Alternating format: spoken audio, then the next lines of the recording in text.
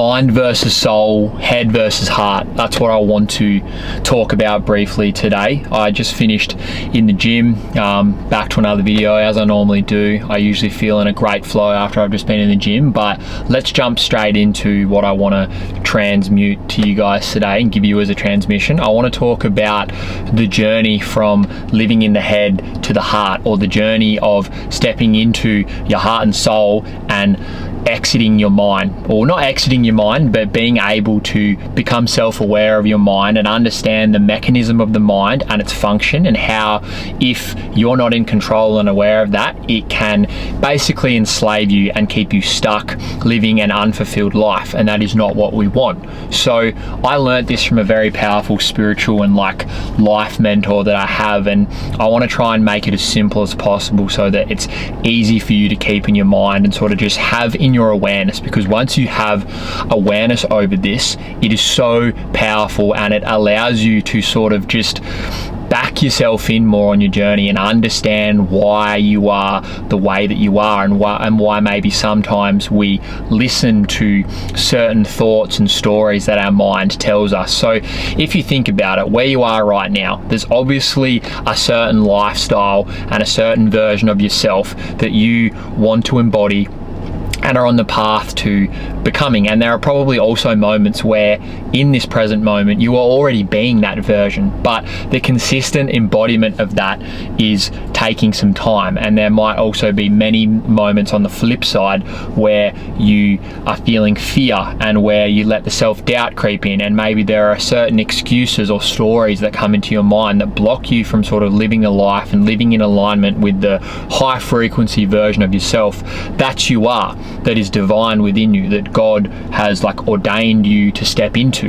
And what I want to sort of share is why this happens and the constant dance that's going on. There is a constant dance between head and also heart, because our heart, our soul, our masculine spirit or divine nature, these are just different ways of describing it, obviously has a calling in this life. And you're probably at a stage in your life and journey now where you're feeling that call to answer and step into your highest and best self and live a life that's most authentic and fulfilling to you.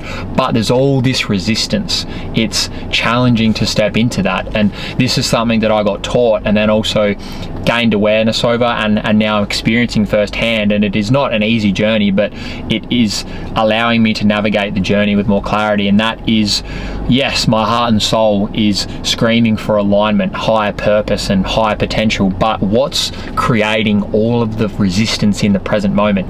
It's the head, it's the ego, it's the mind, because our mind, our brain, it's programmed for survival specifically.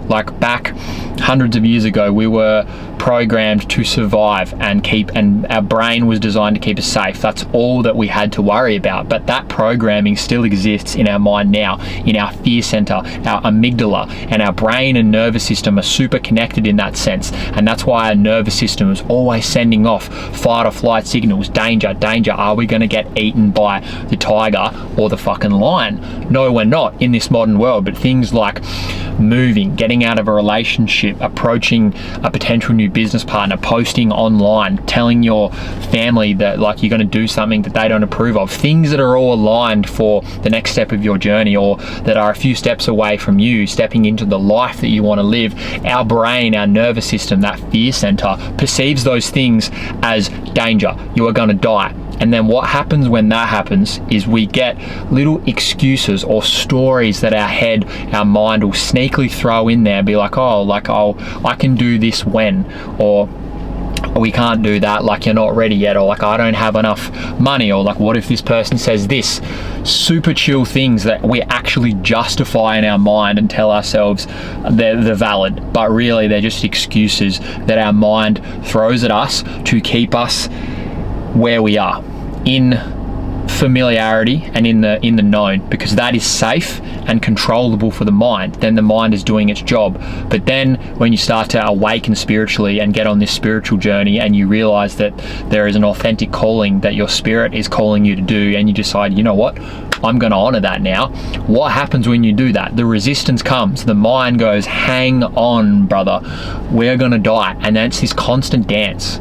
And what I wanted to just like share from my experience is that is so heavy and challenging if you don't have self-awareness, because if you can't become aware of that and separate from these excuse thoughts, separate from this survival programming and begin to have compassion for it, then you just sort of become an unconscious slave to it. We sort of float around in this like head hypnosis state where we're unconscious on autopilot, and there might be moments where we realize we're just stuck and suffering, but they're fleeting because we're just on autopilot. So that's why on my journey, like, I meditate every single day, twice a day, because that allows me to cultivate more presence and self-awareness, and it sort of elevates and chips away at building more consciousness, which then gives me the ability to perceive and respond to these fear thoughts. And it's not like you just become aware of them and they disappear. They are at you every single day, and I go through cycles every single day of living from fear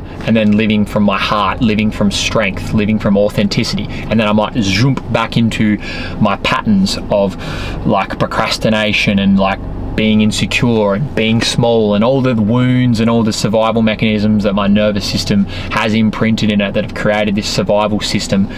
Anytime those are getting like my nervous system scans those in the environment now when I'm trying to go about my aligned path, the fear response, and it's like just a battle. It's a war with yourself every day to just like get on top of that and just understand that you've got a system inside of you that is trying to keep you safe, but it's not serving your highest good. And just that awareness alone can really sort of help you go, okay, like, I'm not fucking weak, I'm not crazy, I just have a lot of conditioning and maybe certain fears, certain wounds that are really, really heavy based on previous trauma that I've had, and they're just going to take a little bit more awareness, compassion, and work to sort of work through those in the present moment when you're faced with those, when you step into alignment. So yeah, I just wanted to, and I felt called just to sort of share that, spread a bit of awareness on this whole like lens, because it's essentially two forms of consciousness. It's like fulfillment consciousness and like expansive,